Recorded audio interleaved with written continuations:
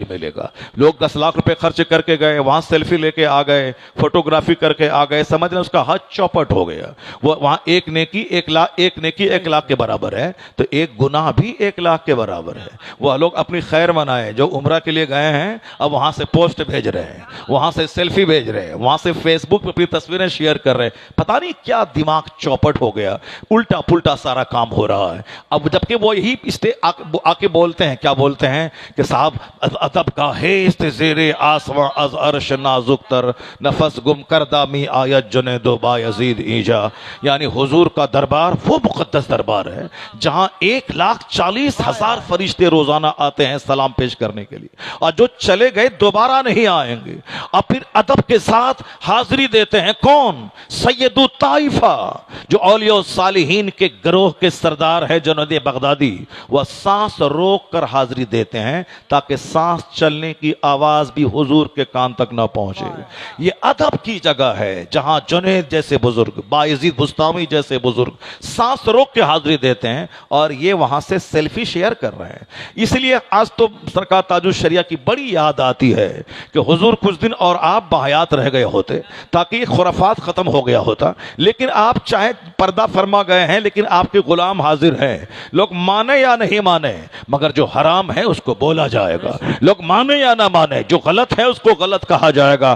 اس لیے آج بھی بہت سارے لوگ منہ دیکھی باتیں کرتے ہیں, دوسروں کی منہ دیکھی منہ بھرائی کا کام کرتے ہیں, مگر جو مسلک اعلیٰ حضرت کا وفادار سپاہی ہے وہ منہ دیکھ کے بات نہیں کرتا ہے, وہ شریعت کے چیپٹر کو دیکھ کے بات کرتا ہے, وہ قانون اسلام دیکھ کے بات کرتا ہے. میں کہا تھا ایک بار لکھنؤ میں, آج اگر کچھ مجلسیں بچی ہوئی ہیں, میں نے تو ایسے پیر صاحبان کو دیکھا جس کے ارد گرد اس قدر ویڈیوز, اس قدر کیمراز لگے ہوئے ہیں جیسے کوئی بمبئی کا ایکٹر آ گیا ہو, اور چاروں طرف سے فوٹوگرافر اس کی فوٹوگرافی لے رہا ہو. نکاح کی محفل میں 5 لوگ موجود ہیں, فوٹوگرافر 50 کی تعداد میں موجود ہے, 50 کی تعداد میں موجود ہے. مسجدوں کو بھی لوگوں نے نہیں چھوڑا, مسجدوں کو بھی ان آلہ لہو و لعب سے لوگوں نے بھر دیا, جلس و جلوس کو آلہ لہو و لعب سے بھر دیا. میں کہنا چاہتا ہوں ابھی اگر کہیں کچھ بولنے والا ہے, عالم کے ذمہ ہے پیغام سنا دینا.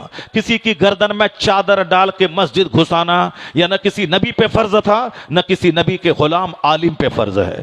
انبیاء کرام بھی صرف اللہ کا پیغام سنا دیتے تھے, باقی اسی کروڑوں میں سے 2-4 لوگ کھنچ کے ایمان لاتے تھے, کلمہ پڑھتے تھے. اور یہی کام انبیاء کے وارثین نائبین پر ہے کہ آپ اچھے انداز میں قرآن پڑھ کے سنا دیں, مصطفیٰ کی حدیث پڑھ کے سنا دیں, لوگوں کو اسلام کا قانون بتا دیں.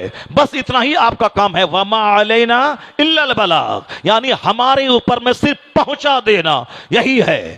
کسی کی گردن پکڑ کے, کسی کا کیمرہ توڑ کر کے اس کو کہنا خبردار یہ حرام ہے, بھاگو یہاں سے, یہ ہم پر ضروری نہیں ہے. ہم پر صرف اتنا ہے کہ بتا دینا ہے کہ یہ غلط ہے, بتا دینا ہے یہ حرام ہے. باقی اس کے ذمہ دار وہ ہیں. میں کہوں گا نماز پڑھو, نماز ایک وقت کی چھوڑنا حرام ہے. اب سامنے والا بندہ بولیں گے اپنی پڑھو, ہم نہیں پڑھیں گے, تم کیا کرے گا, تم کیا کرے گا, تو پھر ہم سے کچھ نہیں کر سکتے ہیں. میں کہوں گا صاحب عمرہ کیوں شوق کی عمرہ کر رہا ہے, حج کیوں نہیں کرتا ہے؟ حج فرض ہے, عمرہ فرض نہیں ہے. اب حج فرض ادا ہو گیا, یہ 50 بار عمرہ کیوں کر رہا ہے؟ عمرہ میں جو 1 لاکھ روپے خرچ ہوتے ہیں, اس 1 لاکھ روپے سے کسی غریب کو دے دے, غریب کی بیٹی کی شادی کرا دے, کسی بیمار کا علاج کروا دے.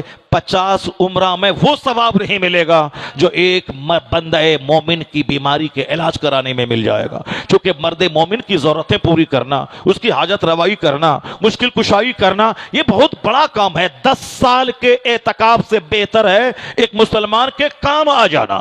اسلام نے جتنا زیادہ زور اخلاق پہ دیا ہے, نماز, روزے, حج و زکات, یہ تو پیلر ہے جس پر اسلام کی عمارت کھڑی رہتی ہے.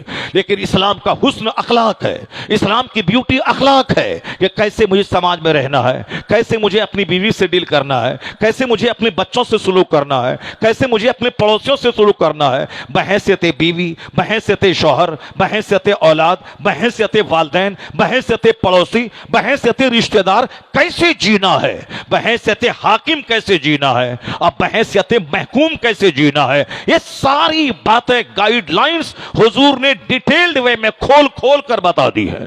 साफ वाज़ेह तौर पर यही वजह है कि हिंदुस्तान का एक हिंदू स्कॉलर वो मुस्तफा की सवाने का मुताला करने के बाद वो अपने ज़मीर के जज्बात को अल्फाज की शक्ल देते हुए कहा, all these magnificent roles in these departments of human activities he is Alai के हीरो।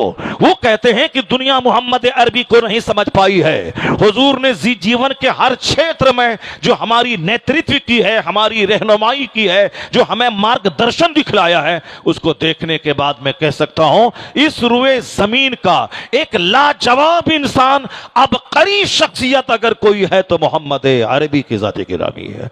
यह डॉक्टर रामकृष्ण जो एक गैर मुस्लिम एक हिंदू ब्राह्मण है, उन्होंने कहा है बेशुमार लुच्चे लफंगे कम पढ़े लिखे लोग मेरे पैगंबर के खिलाफ बोलते हैं, उसकी बातों को उस बातों पे कान नहीं धरना, उनकी बातों को खातिर में नहीं लाना। पढ़े लिखे लोगों ने जो नबी की तारीफ कह दी, जो अपना दिल निकाल के रख दिया है, उसको बयान कीजिए, उसको लोगों के सामने बयान कीजिए, दरो दीवार में उसको लिख दीजिए।